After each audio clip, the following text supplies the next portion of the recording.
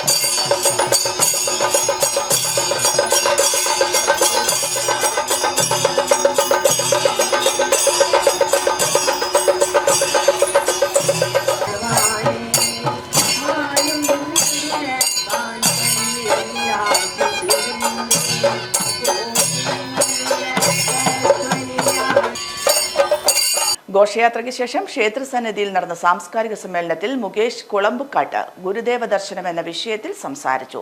ശ്രീ ഭക്തി സംവർദ്ധിനി യോഗം president P K Balakrishnan ചടങ്ങിൽ അധ്യക്ഷത വഹിച്ചു. തുടർന്ന് ശീവേലി എഴുന്നള്ളിത്തും ദീപാരാധനയും നടന്നു.